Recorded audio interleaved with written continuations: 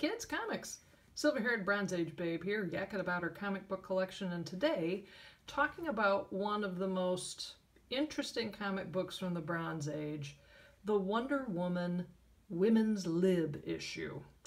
This came out in 1972, late 1972, in the midst of the feminist movement of the late 60s and the 70s. And you could tell that the comic book folks were really struggling with how to reflect the societal changes going on at the time to sometimes some interesting results.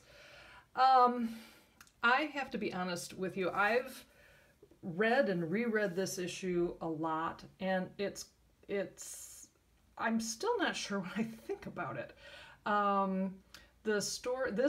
It takes place at the end of the Diana Prince era of the book. Up until 1970, she had been the costumed Wonder Woman we all know, but actually in part in response to the women's movement, they decided to take her out of her costume and strip her of her superpowers, but let her gain her own autonomy with karate and physical fitness and that kind of thing. So in one sense you could say, well, they're trying to give her her own set of powers.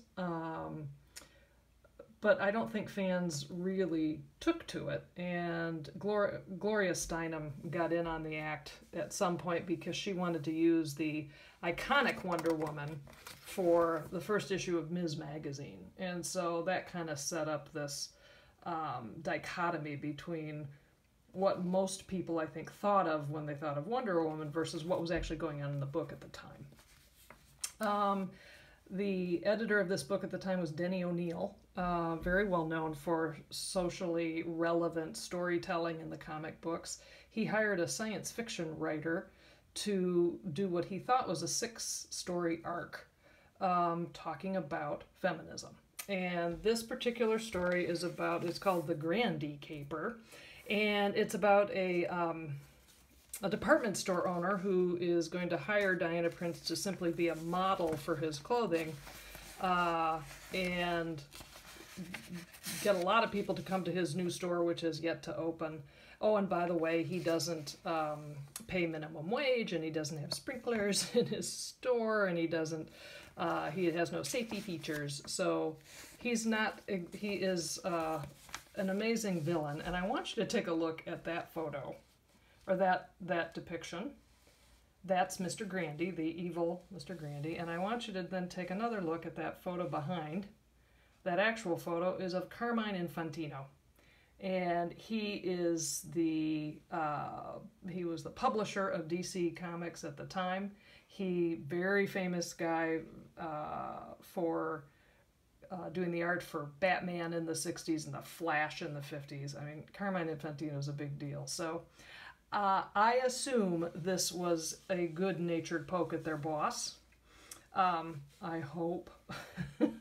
Because the stuff that this character spouts about women and feminism is, you can imagine, it's not great. The story, basically, Diana is a reluctant joiner to the feminist movement. There's one panel here that tends to get people's attention. I'm for equal wages too, but I'm not a joiner. I wouldn't fit in with your group. In most cases, I don't even like women. It's just so odd to hear Wonder Woman talk in that way.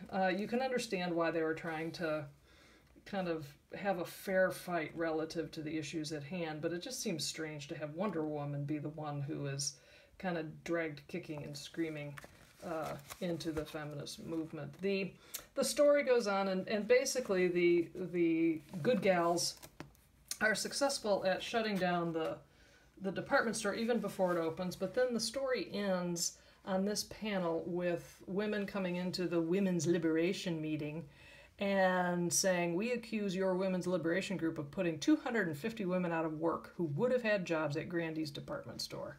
And then, ooh, what will happen now? Don't miss the next issue. And then in the next issue, it's, again, another very famous issue because, 3 months later, we are returned to the new adventures of the original Wonder Woman. And the Grandy storyline is completely forgotten and never touched again.